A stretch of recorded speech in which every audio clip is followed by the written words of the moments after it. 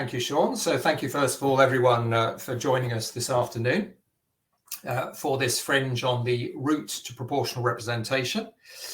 I'm Tom Brake, the Director of Unlock Democracy, and I'm going to be chairing today, helped by Sarah Lewis from LDER. Just a few brief words about Unlock Democracy.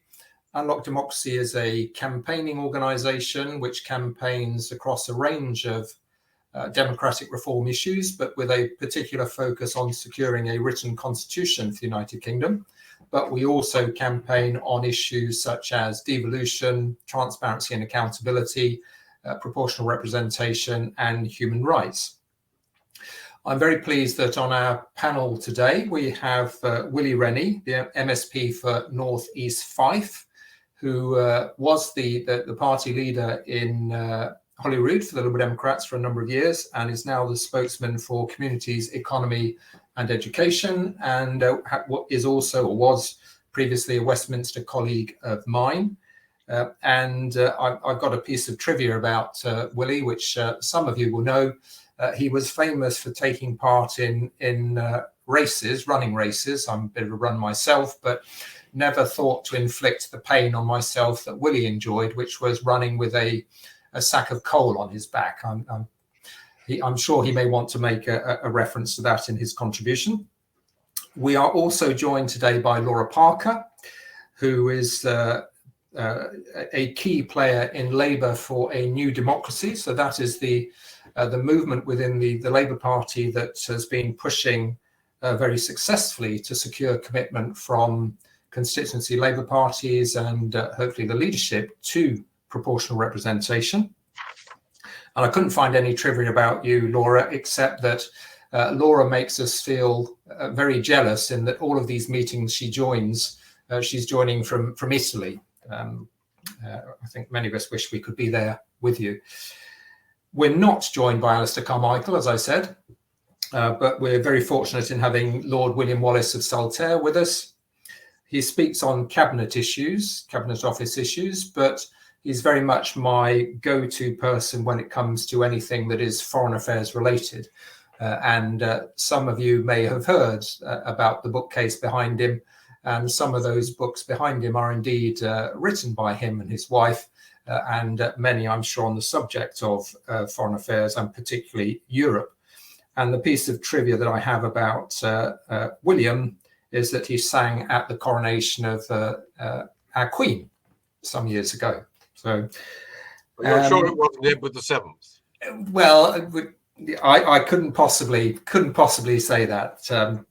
So I'm now going to hand over to Sarah Lewis to say a few words about LDER. But before I do, we should have a poll running which people can participate in, just to say whether you want to get more information from either Unlock Democracy, and I hope you will, or indeed LDER, and I hope you'll want to get information from them as well. So Sarah, over to you. Thanks, Tom, and good afternoon, everyone. I'm Sarah, and I'm the Secretary of the Liberal Democrats for Electoral Reform, or LDER for short. LDER is an associated organisation of the Liberal Democrats, and we are the home for Lib Dems who want a truly democratic voting system, as well as obviously representative bodies which proportionately reflect the way that people vote.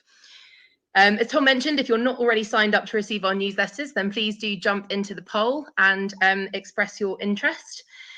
So at LDER, we primarily exist to motivate members like you to campaign actively for reform. We want to ensure that electoral reform is a policy priority for our party. So it's great to see our parliamentary party represented in today's event. And we also want to cooperate with others outside the party to build the campaign necessary to achieve reform. And with that in mind, I'm really thrilled that we're partnering with Tom and the team at Unlock Democracy on today's cross-party fringe event. At LDER, our unambiguous and ambitious goal for the next few years is to secure a commitment to implement PR for Westminster and for English local authority elections in the first Queen's speech after the next general election. And this afternoon, I'm really hoping that Willie, Laura and Lord Wallace will all give us reasons to be optimistic and believe that this is possible. So without further ado, it's a pleasure to hand over to Willie Rennie. Thank you very much, Sarah. I'll give you a bit of a perspective from Scotland, where we have already two forms of proportional representation, one for local council elections, and we're currently going through the local authority elections at the moment. And I'll talk a little bit about the effects that has on our campaigning and how we can succeed with it. But we also have an additional member system for the Scottish Parliament. So constituencies that are roughly the Westminster constituency boundaries, or the old ones before the numbers were cut, plus a list across 8 regions in the country. I'll then talk a little bit about what that does for Scottish politics, but also a new argument I think that we should be deploying in support of proportional representation and fair votes, that I think should be in the interest of all parties that want to keep the United Kingdom together. I had the odd experience yesterday when I was out knocking on doors in my constituency of actually trying to persuade and negotiate with an SNP voter to give us their second preference.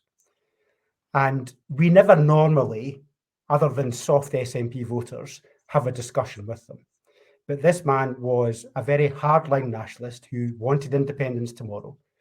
But I persuaded him to give us a second preference, even though he's normally deeply opposed to us, because in his mind, it was the best way of stopping the Tories having any chance of winning in the area. And one thing that motivates nationalists in Scotland is stopping the Conservatives. So we were able to negotiate. And that's the dynamic that I think proportional representation in some ways gives you, that you don't get with the first past the post voting system.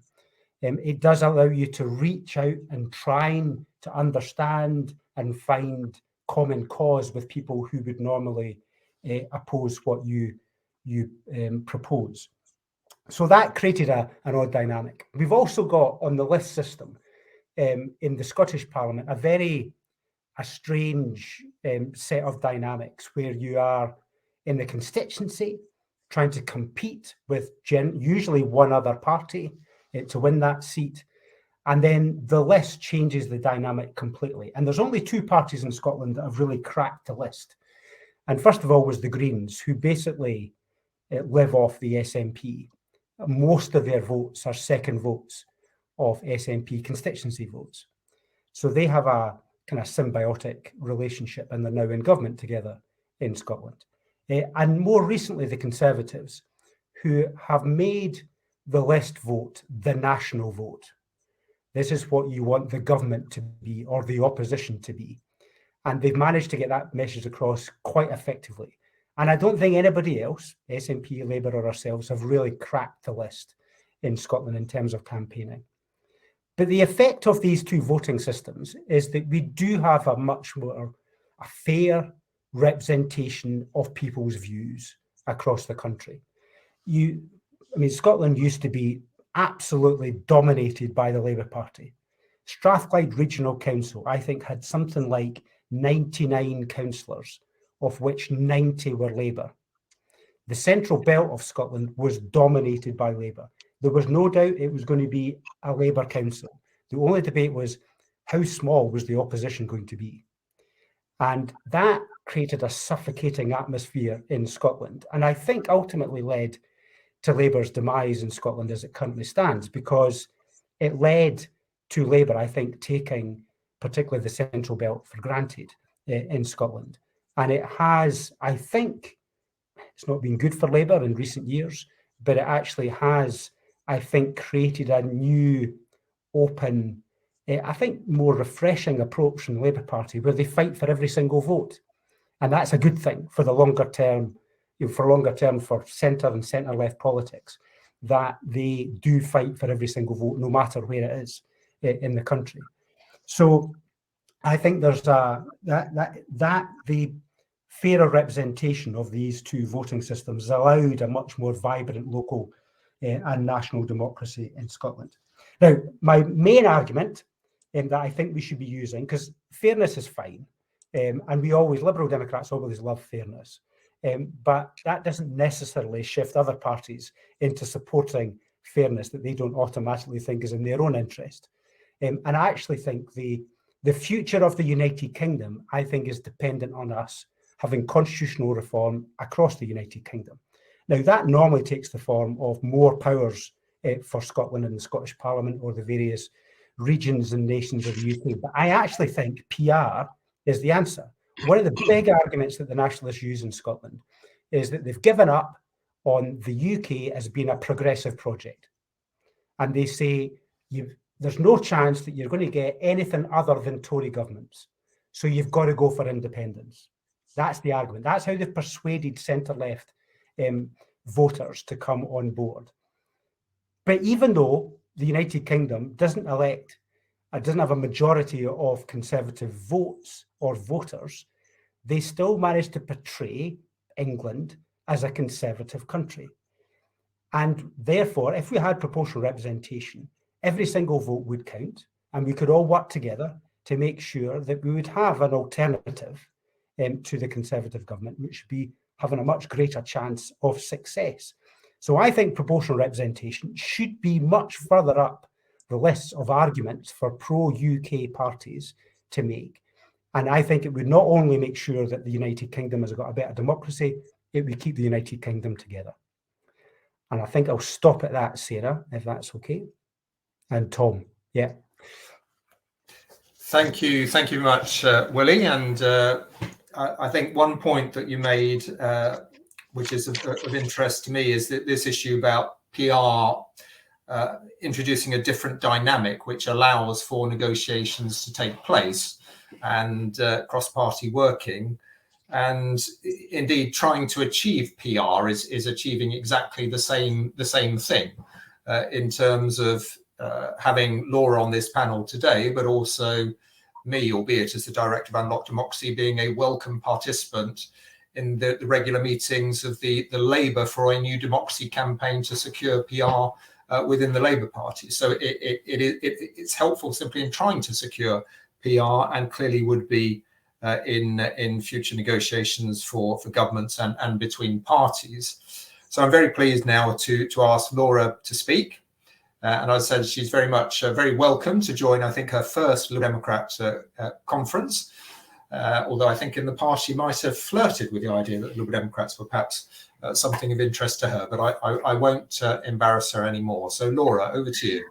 Well, in fact, the bit of trivia about me is that I once worked for Nick Clegg. I think I'm the only person in Britain who has worked for Leon Britton, Nick Clegg and Jeremy Corbyn. And I'm very, very pleased to be with you today. You are very welcome, Unlocked Democracy and the Labour Coalition.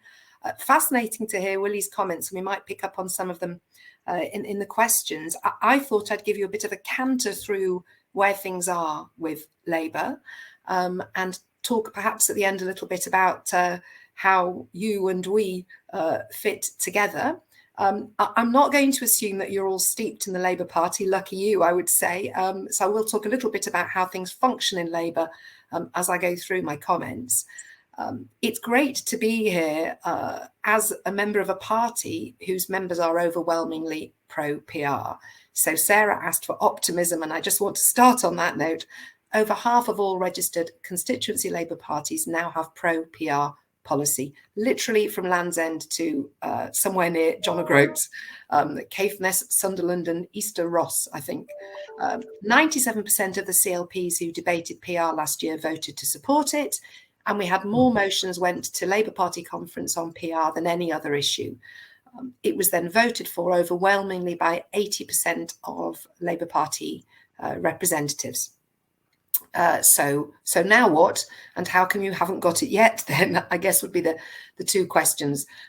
Well, I'll talk in a minute about why we haven't yet quite shifted party policy, but just to be clear on what our campaign aims are, they're basically threefold.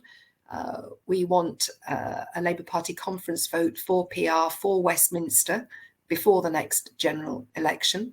We want the Labour Party to make a commitment to PR for Westminster in its next manifesto. And we want Labour in its first term in government to deliver on that commitment.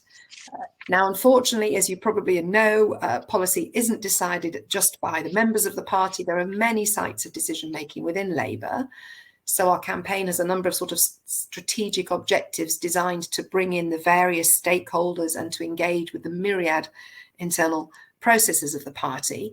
But the trade unions are key amongst this. And the trade unions, to some extent, are the answer to the question, well, how did you not end up with PR after your conference last year, given the membership's feeling?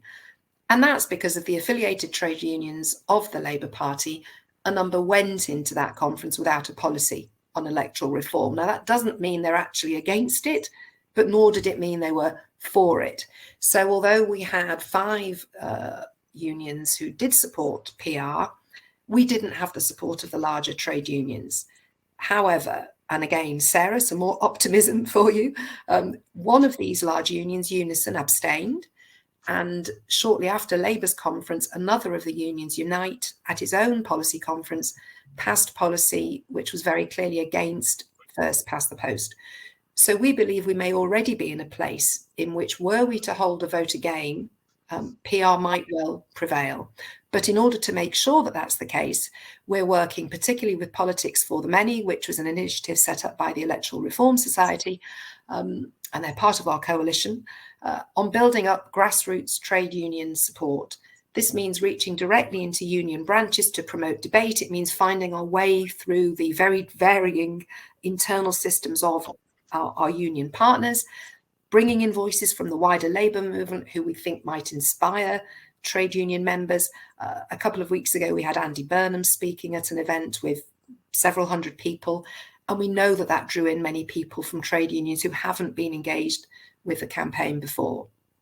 Over coming months, we will have pro-PR motions debated at 2 major union conferences, the CWU, the Communication Workers Union, and Unison. And as you know, Unison are one of the largest unions in the country, and their vote is quite decisive within Labour.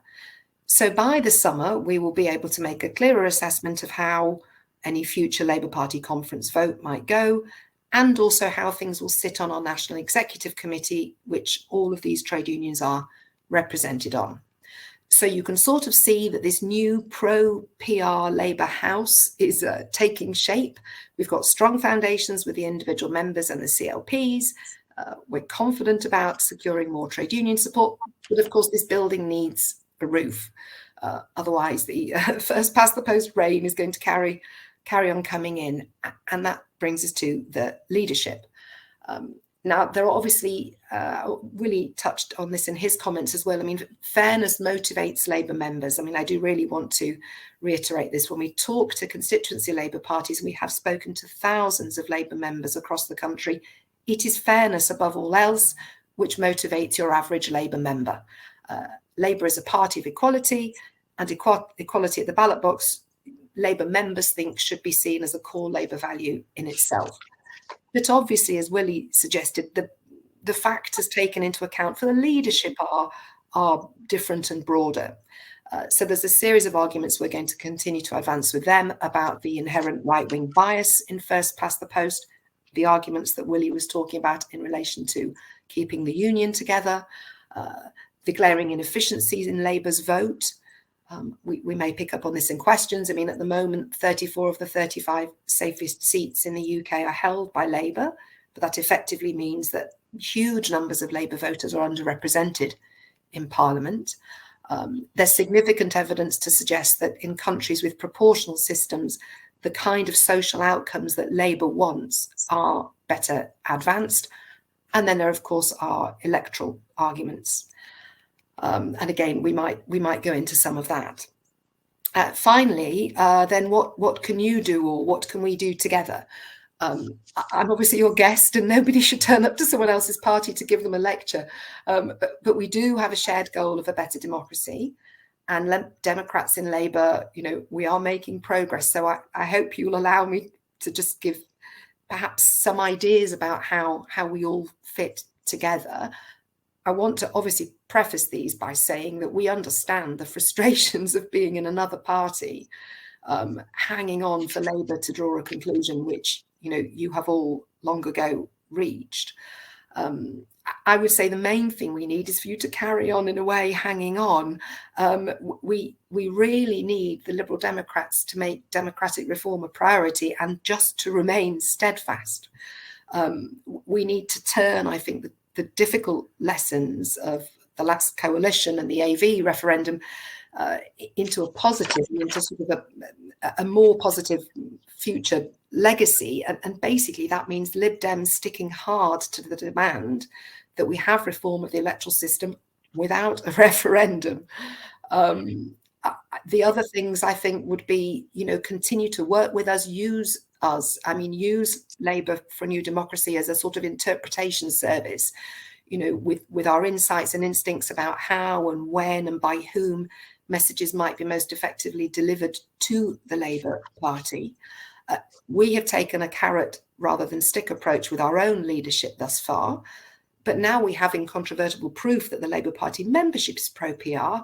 I think it is perhaps easier for arguments to be advanced from outside the Labour Party, and there is obviously a very clear case for people outside Labour who can put to Labour that the demand for a fairer electoral system across the country, that demand comes from people who are looking to Labour to lead on it.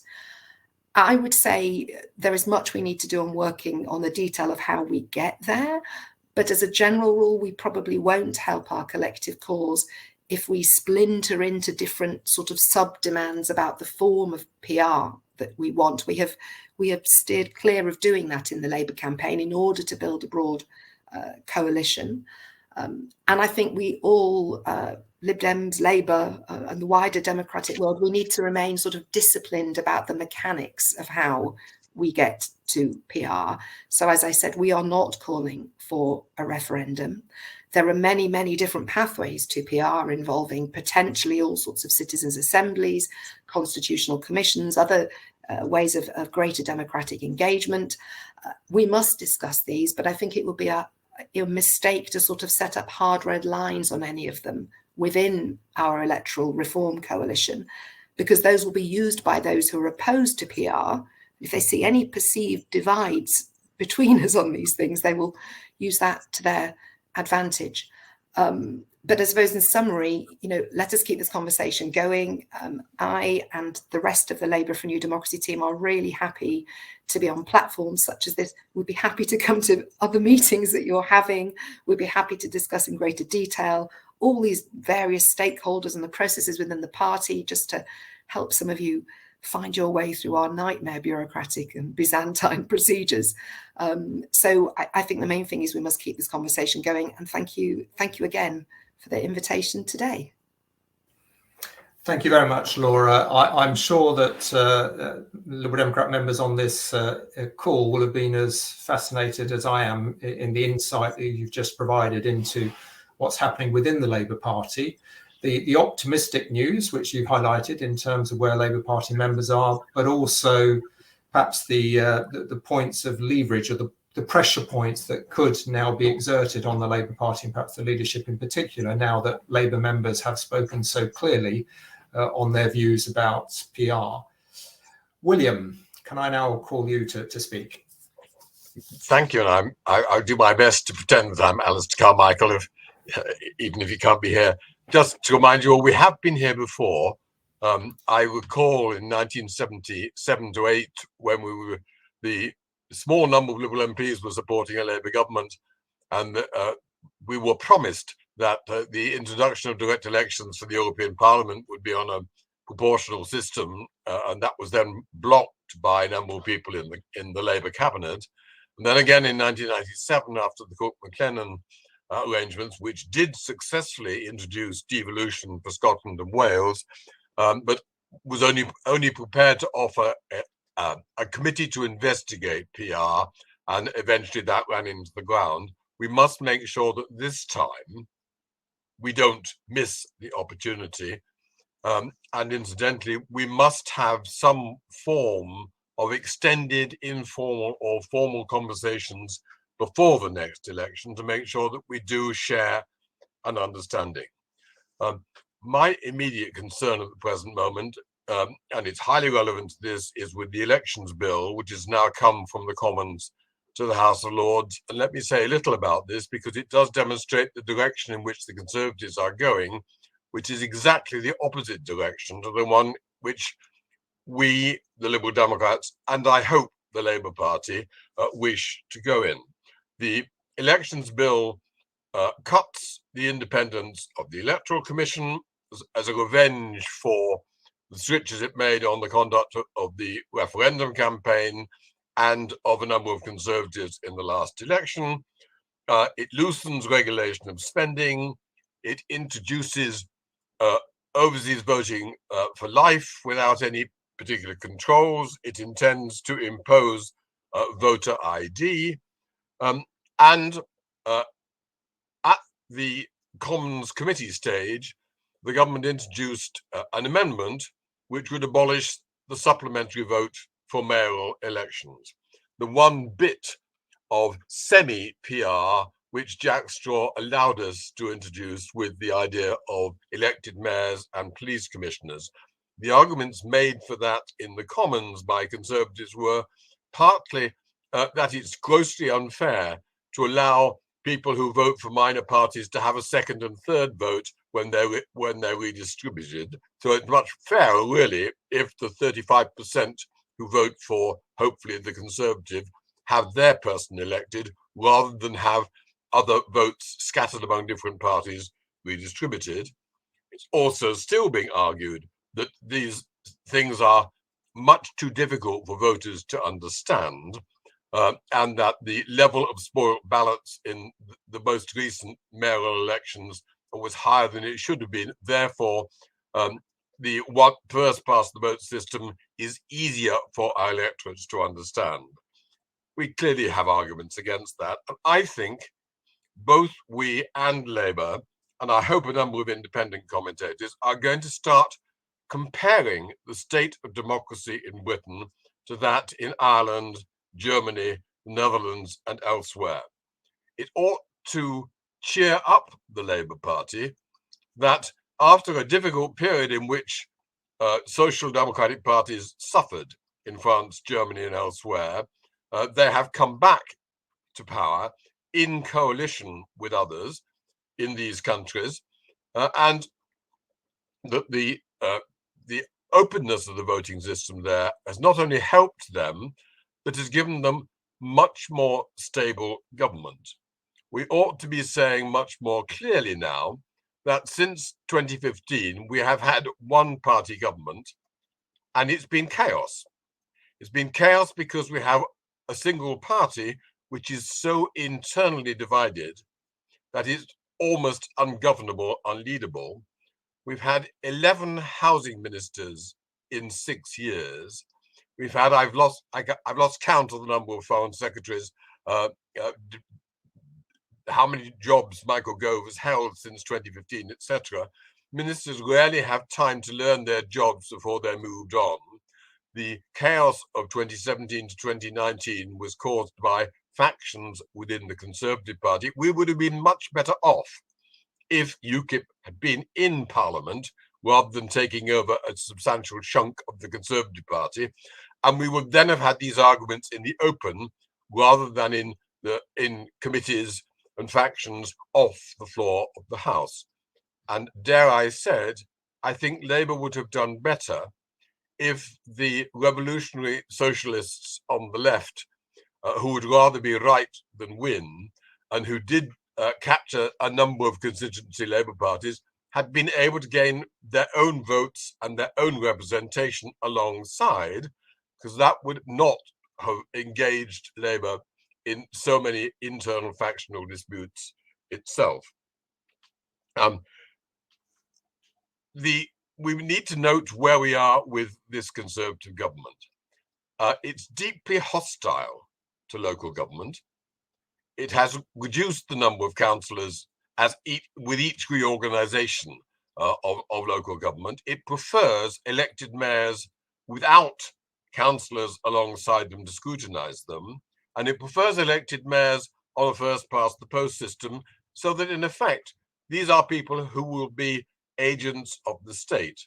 I do occasionally talk to ministers, and I hear unmitigated praise for Ben Hoocham, the Conservative mayor of Teesside, and deep criticism of Andy Burnham and incidentally also of Andy Street, the Conservative mayor of the Midlands, who don't do what they're told. So this is a government that wants local government in England to act in effect as agents of the central state. So we need to be talking about some very major changes in British politics and the structure of British politics, and thus of constitutional reform, real devolution in England to follow what happened for Scotland and Wales, getting power out of London, and as fairer voting as part of that. It's a very important part of it, however, and pointing to the greater stability and effectiveness of government in other countries now is a very important part of this. The argument that the first past the post system is the system used in the United States and Belarus seems to be a simple and a powerful one. The United States is now stuck in the most negative partisan politics one could possibly imagine, in which the Republicans are almost challenging the basis of a democratic political system. So we should not be afraid of arguing that. And in talking about better representation and fairer votes, we have a number of things to choose from. We now know that the Welsh and Scottish experience has on the whole been very good, and there is only limited evidence that people in Scotland and Wales are so much better educated and so much more intelligent that they can manage these systems that the English can't. What we have put down, and Lord, you may make to note this, we have just put down as Liberal Democrat amendments to the elections bill, two PR amendments. One is to introduce fair votes at the parliamentary level, which we don't expect to attract the support of the crossbenchers. The second is for fair votes at local elections, which we do have some hopes might carry the House of Lords and then go back to the House of Commons to provoke a debate there. We need to push this where we can. We should oppose and I think remove the abolition of supplementary voting for mayors, and if we can, replace that by a straight alternative vote system. But if we can move towards proportional representation at local level, that will be a further step towards what we all want here, which is fair votes in parliament elections at the national or federal level, to be achieved by the next government, however the next government is formed.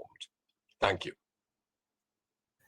Thank you very much, William. And I suspect that we may get a question in the Q&A about why will it be different this time in terms of securing PR, having the Liberal Democrats having been there previously with the Labour Party, where it didn't quite work out in that way.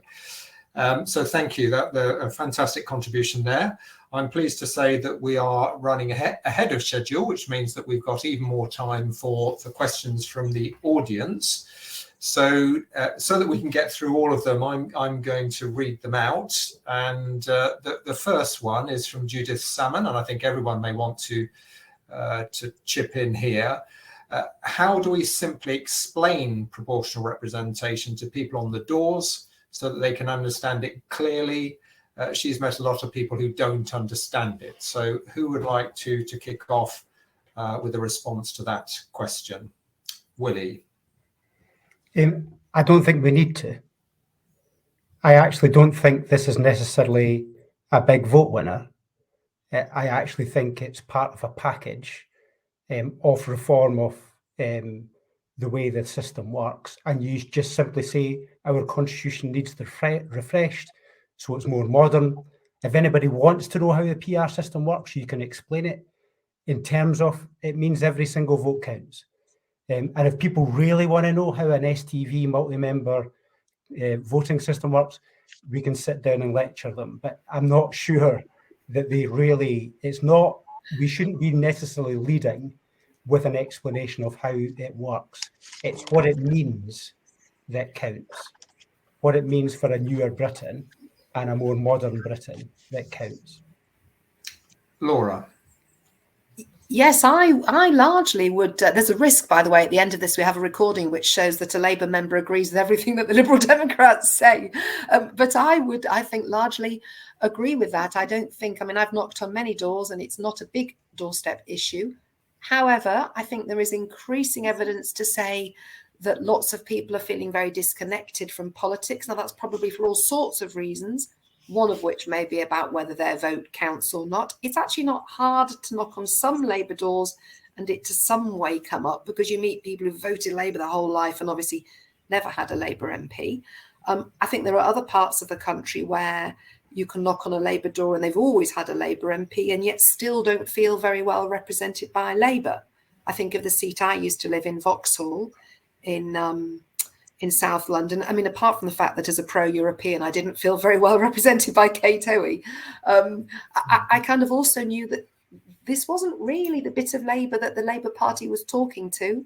The Labour Party is honing, and you can see it now, it's honing its messages for those small number of potential switchers, swing voters in those marginal seats. Now, those are not people in big Labour voting London seats or Liverpool, where I was before. So I think there may be ways into the conversation if people really want it. But yes, generally, I also agree with Willie. There is no evidence to say that putting PR in your manifesto helps you win. There is also, though, and Labour needs to note, there's no evidence to say that it helps you lose. And in fact, Labour's biggest ever win, of course, was 97 with a manifesto commitment to PR. But its salience for voters is generally quite low. Final thought, I would actually like Labour to be having a much more, creative, bold position about, rebooting democracy as a whole.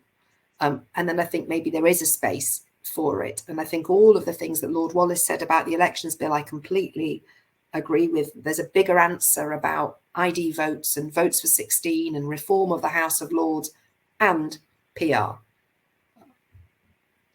Thank you, Laura. William, would you like to come in, and then perhaps Sarah as well? William. Well, I agree very strongly with what Laura has just said.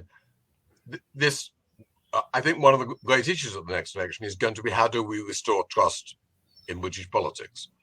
And there's a lot more still to come out. I've been one of those going on about Russian penetration in British politics, the government's refusal to publish the evidence behind the Intelligence and Security Committee report on Russian penetration in British politics, the government's answer to why it's refused to publish that evidence so far is, as it says in its response, we have seen no evidence of successful interference in British politics, which means that they know there's evidence, they're just denying that it made too much difference.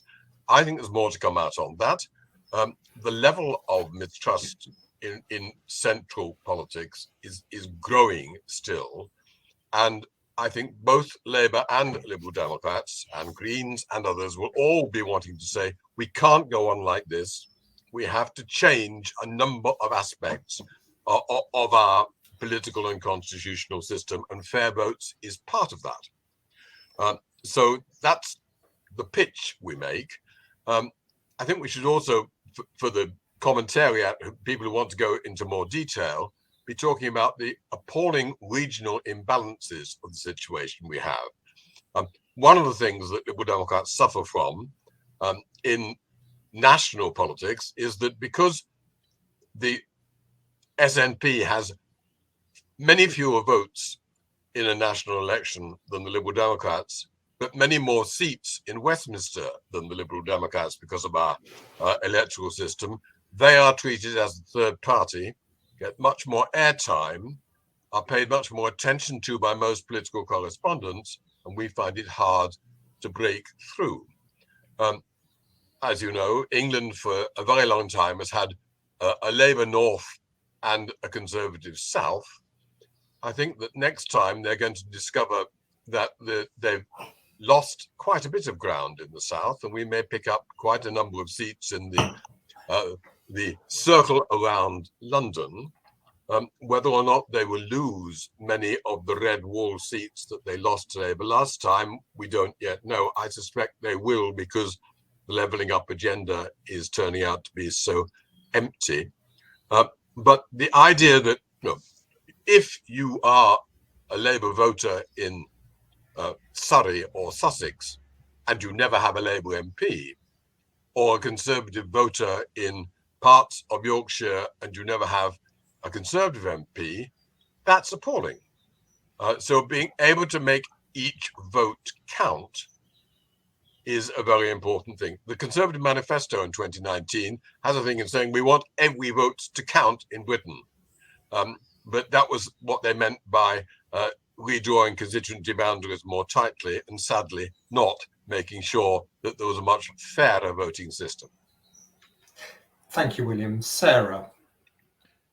Thanks, Tom. Just briefly, first, just to comment on manifestos.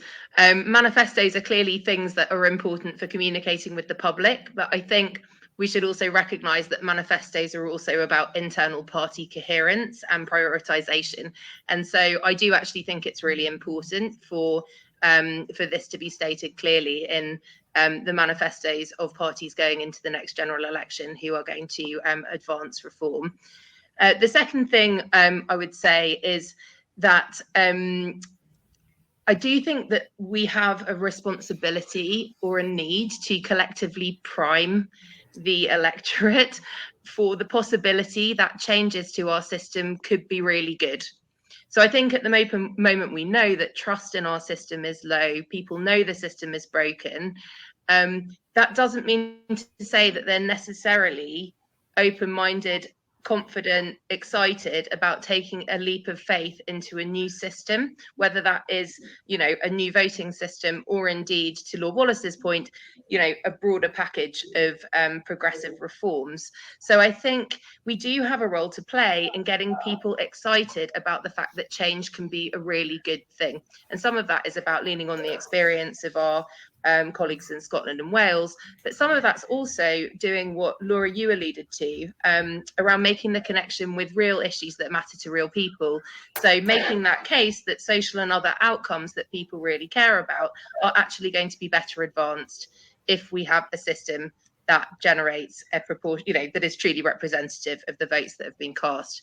And we actually had a Fringe event yesterday, and thanks to those who are on this one for joining that, where we talked about the connection between PR and environmental outcomes, diversity and inclusion outcomes, and other things. And I think that we can talk to voters on their own terms about reform, definitely not about the details of different voting systems, if we lean into the things that matter to them. Thanks, Tom. Thank you, Sarah. Just to add something in terms of what Laura and I think other speakers mentioned as well, and that is the need for rebooting democracy as a whole. That is very much something that Unlock Democracy, working with Compass, are focusing on through a project called Powering Up, which is about trying to get all the political parties to include in their manifestos not just a commitment to PR, but a wider commitment to democratic reforms, including House Lords reform and more devolution. So that's a project that we're very much focused on. I'm now going to come to the next question, which is from Samuel Jackson. And this, I think, is very much targeted at Laura, and I think she's already said that she wouldn't answer this question, but we'll see. If and when Labour adopts support for PR as party policy, which form of PR would they support? Well, I'm very impressed that you've got Samuel Jackson. I don't know if it's Samuel Jackson, the actor, or another Samuel Jackson, but let's assume you're the Hollywood star. I'm still not going to give you an answer. I think, well, as I mentioned, we've held our coalition together because we haven't gone too far into the systems debate. To be slightly less flippant about it, I think what does come up a lot in Labour Party constituency meetings is probably the systems point is retaining some connection to constituency. I don't see a world in which we sort of do away with constituency MPs in some form. I think it's most logical that Labour would build on the work that, in fact, Labour itself did in government with devolution. You know, we've got systems in Scotland and in Wales. It's presumably not beyond the wit of man or woman to look at those in real depth and see how they're working and see what we can take from that experience and build into future systems.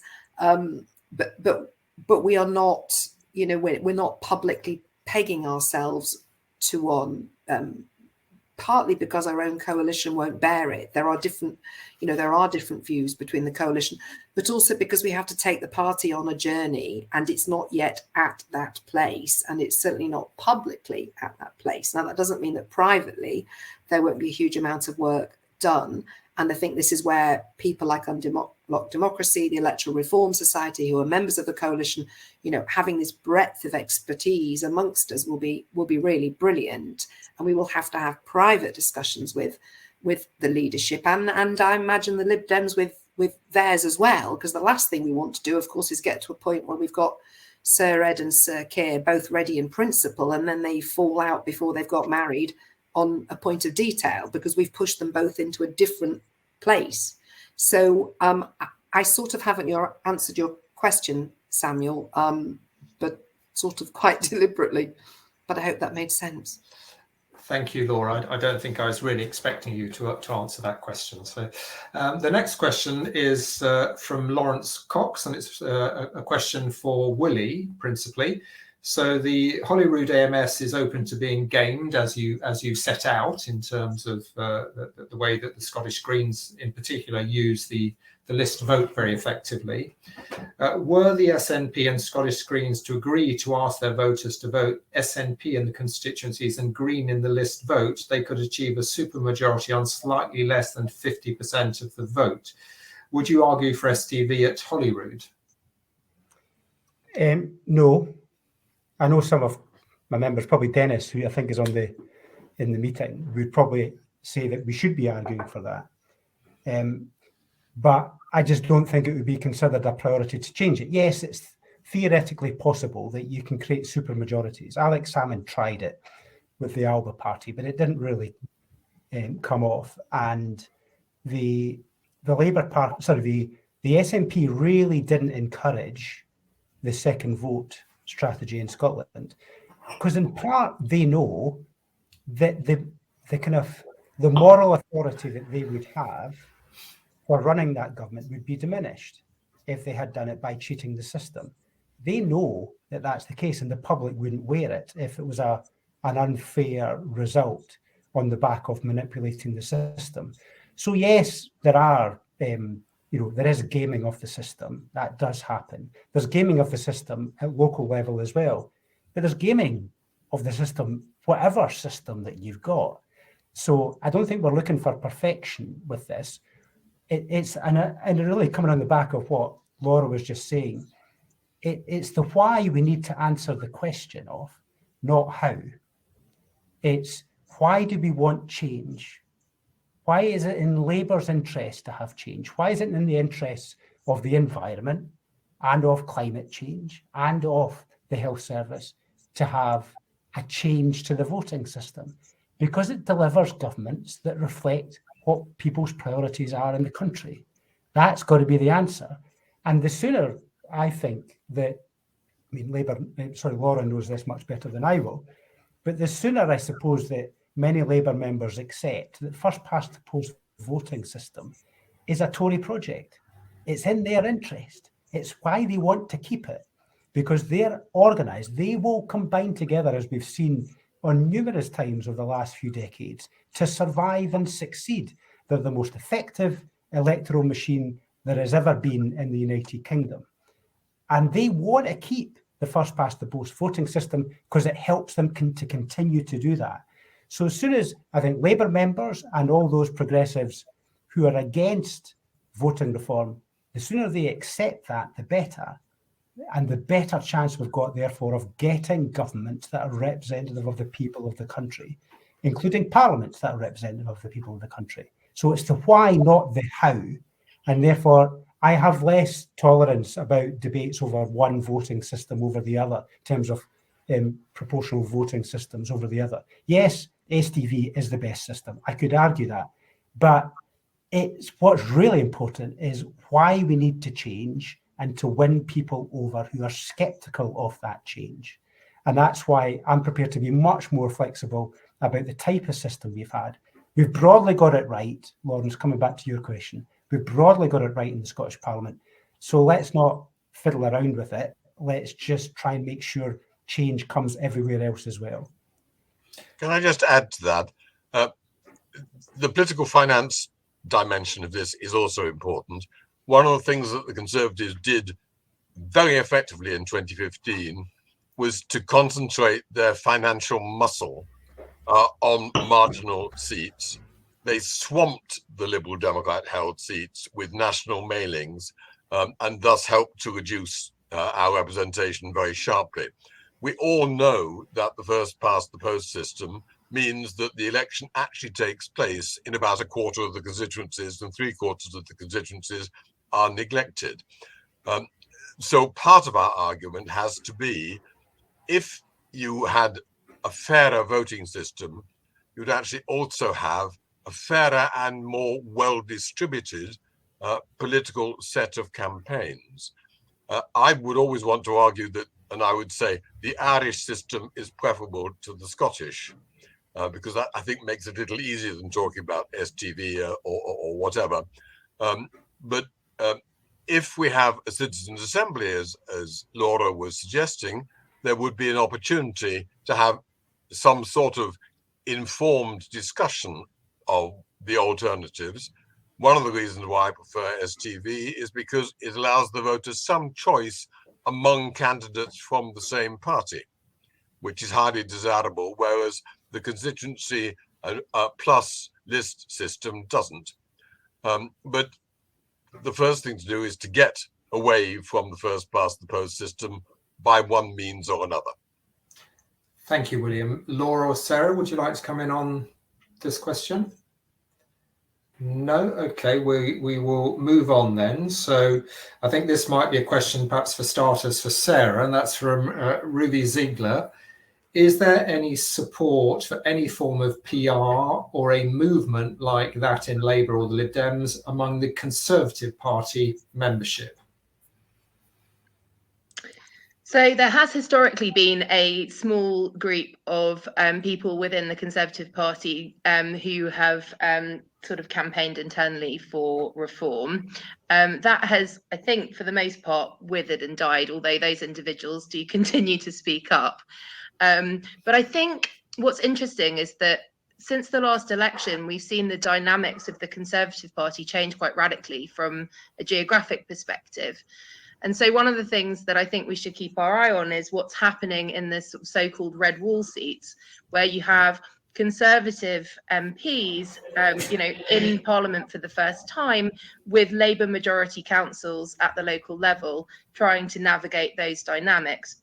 And others have made comments about sort of the dynamics in Scotland as well, which I'll leave Willie to comment on. But so I think that there are actually some really strong cases for reform emerging in particular areas of the country that would be of interest to certain elements of the Conservative Party, but I haven't seen any sort of formalization of those elements myself. Willie, I don't know if you have. Yeah, I mean, I can't remember the last time I spoke to a Conservative who was in favour of voting reform. And actually, if they started with a blank sheet of paper, they might be in favour of it. You know, if you were designing a democracy from scratch, they might say, well, this is probably the best way to do it. And actually, in Scotland, they've benefited from the proportional voting system, because remember, they were wiped out in Scotland under first past the post for quite a few years. So if you're starting with a blank sheet of paper, they might, but it's never a priority, because their priorities are other things. And if they're in power, why do they give up power by changing the voting system? So I can't see how, even if they were sympathetic to it, why it would be a priority enough to change the party policy. Whereas with Labour, I think the motivations are wholly different. And therefore, that's where I think the primary focus should be, on persuading and encouraging the Labour Party to change its position formally. Just an associated question from Adam Robertson, which follows on very usefully from what you've just been saying, Willie, and that is, has there been any contact with the 26 Conservative MSPs who, of course, were elected through the list system? Do they support electoral reform? No, I don't think so. I don't think they've. As I say, I can't remember the last time I spoke to a Conservative who was in favour of it. I'll maybe make a point of asking them, but I would be very surprised. Would anyone else like to come in on this question? No, just to add that in terms of Unlock Democracy, we obviously organise a lot of webinars and so on with speakers from different political parties, and I must say it is hugely difficult to find anyone from the Conservative Party who will speak on any matters such as political proportional representation or electoral reform and democratic reforms more widely. Although we have managed to secure Dan Poulter, who in a debate a few weeks ago intervened on, I think, on Alistair Carmichael, who was raising PR as part of the elections bill. And Dan said he was a supporter as long as there was a constituency link retained. So there are some, but they are very, very small in terms of numbers who are willing to express a view. Tom, it's the mistake I think we make as Liberal Democrats often. We think by making an academic argument about the fairness of something, that will automatically win the argument and the vote and change the system. And I've said it before, but it's really important we understand. We've got to get the motivation sorted, the why. Why is it in everyone's interest, maybe not everyone, but the ones we need to persuade, why is it in their interest to change this system? Not how it works, but why. And that's where motivation really counts. And so therefore, yes, I find it interesting debating different types of voting systems. I do find it interesting because I'm a Lib Dem. But I actually don't think it really moves us any further forward. We've got to sort out the motivations. And we have to hope that the motivation in the next election will be like 1997, in that the stench of corruption around this government will be such that a lot of voters will be looking for the best placed person in their constituency to get the Conservatives out. Yes. Okay, we're going to move on to the next question, which is from Michael Parsons, which certainly will go to Laura first, and that is, will the redrawn constituency boundaries help or hinder the case for PR within the Labour Party, or make no difference potentially? Goodness. Well, very simply, if the boundaries make it harder for Labour to win on its own, at some level, it will make it better for PR and vice versa. Of course, this also ties into the question about when this next general election is going to be. And I would have said until the terrible events started in Ukraine a few weeks ago that many of us, including the Labour Party centrally, were sort of twin planning for a 23 election or a 24. I do wonder now whether 2024 is looking more likely. I think Boris is going to get a bounce out of this crisis. The crisis in itself is terrible. And one of its mainly negative at a domestic level side effects, I think, will be that the Prime Minister might get away with a bit more of Partygate than he might have done. And so the boundary commission timing and the election may be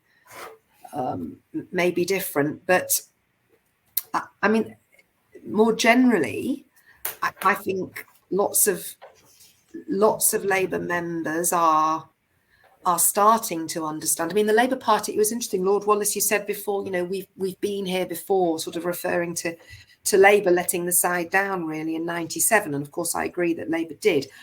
But I don't think we've been here before in many ways, because I think that the electoral map is now very different. And one of the things that has happened since the coalition and the AV referendum has been that the level of PR literacy within the Labour Party has gone up.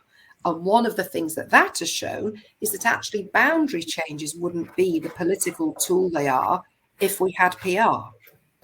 So I sort of haven't really answered your question, Michael, because to be honest, I don't know. But I think at a strategic level, the argument we need to push within Labour is that, you know, the use of reboundering as a political tool, which is what the Tories have done, you know, that would be diminished if we had a fairer voting system. You know, Labour still has to win through the current system, and you might want to talk about how possible that is or not. So I don't know, I guess, but anything that makes it harder for Labour to win outright, almost inevitably, this is no great state secret, will enhance the cause of PR. Although, just to add, I do think there is now really solid support for PR, quite aside from, you know, the sort of details of Labour's ups and downs in the polls. William. Two things rapidly. On the AV referendum, I think we all have to remind people that this was Dominic Cummings' first effective campaign, and that he won it on the argument that they reused in the Brexit referendum, which is, let's spend the money on the National Health Service, not on changing the way votes and government is held. So that's the way we have to get rid of the memory of the AV referendum. I'm struck by the extent to which the Conservatives are actually undermining the principle of constituency representation by what they're doing on boundaries, because by drawing them as tightly as they are disregarding the importance of historical communities being represented.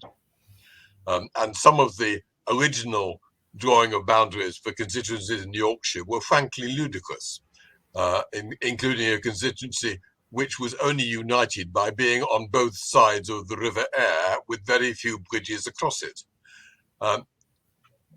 Jacob Rees-Mogg has said that we're now moving away from parliamentary elections towards presidential elections.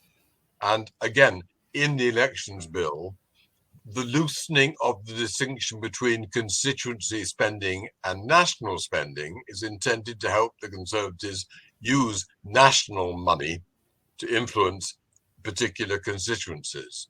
So we need to be aware that the constituency system in its current form is being undermined by the Conservatives. Now, that's not going to get across to the mass public, but it can be put across successfully, I think, to independent commentators as to what is happening already in British politics that's taking us away from what the irritating Lords Minister keeps referring to as our tried and tested electoral system. Thank you, William. We're now going to go to a question about trade unions, and that's from Nigel Taylor, who's a member of a trade union. What should he do to persuade it to support PR? Laura, starting with you. It would be great to know what union you're in, but as a general rule, well, we are organising speaker tours into trade union branches. So if you are in a union which hasn't got policy, then please contact us. You're in TSSA. Well, that's great because you've already got pro-PR policy. So you're already on the side of the angels. But perhaps you could persuade others in other unions, if you know them, to connect with us. We arrange speakers to go to trade union branches. We've just done a big piece of work going through Unison, which is a huge, huge organisation of over 1 million members, trying to identify all the points in its own internal decision-making process where we may be able to sort of encourage debate. We have done briefings for senior union leadership on the issue of the connection between the electoral system and social outcomes. So, we've looked at workers' rights. There is some work that's been done by the European Trade Union Confederation, which finds that issues of what they call union penetration are greater in countries where you have proportional democracies. You are more likely to have centre-left parties in government. They may not be the government, but they are more likely to be in government in proportional democracies. Those parties have closer links with the union movement. So there's obviously a positive impact there. And of course, we've looked at issues like spending, social spend, welfare spending, issues around equity and parity in the workplace. All of these things are better served through proportional systems. That's not, of course, because PR is a panacea and fixes every problem faced by every country, but there is sufficient evidence to show that on balance, you know, the agendas of trade unions and trade unionists are better served through proportional democracies. And those are arguments that we've been advancing with our friends across the labour movement. So on a very practical issue, thank you to Sean, who's just put in the chat. If any of you are members of a trade union or you have friends who are all friends in the Labour Party, please encourage them to check out our website and we can get speakers to your union branches. And that's particularly important for those who are in the affiliated trade unions, of which there are 11 affiliated trade unions to the Labour Party. And it's particularly important if you're a postman or a postwoman in the CWU. We will be taking a motion to your conference in April. And if you're in Unison, which is huge, we'll be debating PR at Unison's conference this summer. So if you're in one of those two unions, please do get in touch with us, because you can take your Lib Dem hat off and your trade union hat on, and we'd be really happy to collaborate with you. Tom, could I just follow? I mean, I'm not in a trade union and I'm not in the Labour Party, so I'm probably completely unqualified to argue this. But I think we need to be much blunter. I think changing the voting system means the Tories don't dominate our country in the way they have for the last century. I think we need to be much more direct about it. I mean, the SNP, one of the most powerful arguments that they made for independence last time round was they produced this great leaflet. It was on red paper, a Lib Dem technique. It was on red paper and it said, "Get rid of the Tories forever, vote yes." And it was the most direct and most powerful argument that they can make. And they keep on repeating it over and over and over again. So they've connected, you know, the Conservatives with their independence desire. And because Scotland tends to be more of a centre-left country, that's quite a compelling argument. Now, there's lots of other problems, as we know, but nevertheless, that works. And I think we could learn lessons from that for our PR campaign with trying to persuade people. Let's stop the Tories dominating our country. Go for PR. Thank you, Willie. I think we're about to come to potentially the last question before I hand over to Sarah to conclude proceedings. And I'm going to use my position as chair really to pose that last question. And that is, can we deliver PR without a referendum? The polling suggests that the public, if PR is on the table, believe there should be a referendum to enable them to choose. But can we create the circumstances in which we can deliver PR without that referendum? Who would like to start with this one? Who's going to be brave? William. Yes, we can if it's part of a package of constitutional reform. And we desperately need a package of constitutional reform. You see what Johnson and others are doing, trying to undermine independent regulatory bodies in politics, using political patronage to get their friends into particular roles. And whoever wins the next election is going to have to tackle all of that to place the Prime Minister's independent advisor on a statutory basis, to strengthen the ministerial code, to make sure that Parliament follows the rules, etc. And when we produce that package, we may well need to have the sort of consultation that citizen assemblies and others can provide. A change in the voting system should be part of that package. I'm more and more strongly opposed to referendums. The more that I learn about what went wrong and what things were misjudged in the Brexit referendum, and that's leaving aside the question of where all the money for the Brexit campaign came from. But I think if we are talking about strengthening our democracy as a whole, this becomes part of the reforms that a government will make. Thank you, William. Who'd like to come in next? Willie? I mean, if it's part of a manifesto commitment, it's part of a wider reform package. if it's in multiple parties' manifestos, I think the last thing that we should do is have a referendum.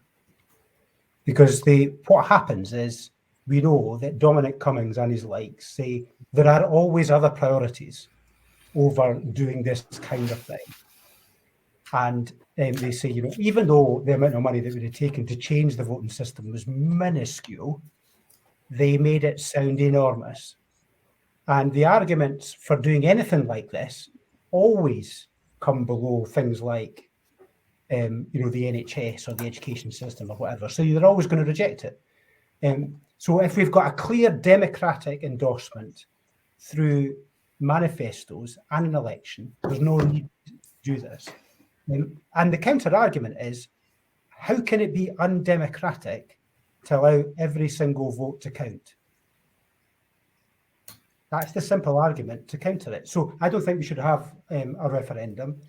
I don't think it's a priority for public debate or public expenditure. We should just go straight forward with a change that is obvious and part of a wider package. Thank you. Laura? Yes, I agree.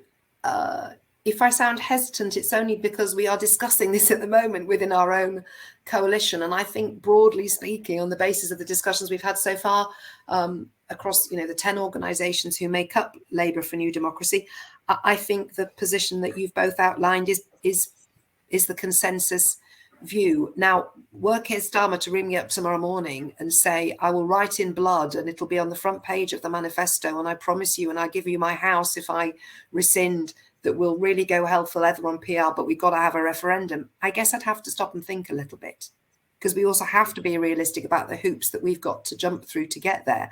I don't think that phone call's likely, but it would have to be, probably for me personally, that kind of level of counter evidence for me personally to shift from the view, which is that I completely agree with you both, that the last thing we need is another referendum. I also think, you know, the Tories wouldn't have a referendum if they wanted to change the voting system. And it's about time that we, on the sort of perhaps slightly softer side of the ledger in progressive Britain, started just being a bit harder headed about how we get change. And so, you know, who knows what's going to exactly, says Dan Walker. They're not going to have one to get rid of SV, are they? No, they're not. You're quite right, Dan Walker. So why should we?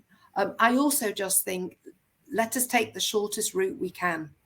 We have waited a very, very long time for this change. We should put as few obstacles in our path as we can, whether that's agreement amongst us across the parties who want this, whether this is not having endless discussion about systems, and indeed not setting up another barrier that we have to cross by campaigning for a referendum. So I certainly would not be doing that.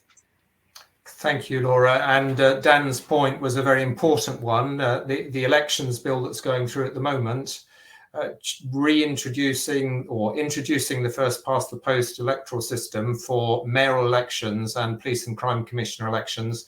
The Conservatives have not thought it was appropriate to hold a referendum to make those changes. So very good point. I'm now going to hand over to Sarah, who may want to respond on this issue, but is also going to close events for us today. Sarah.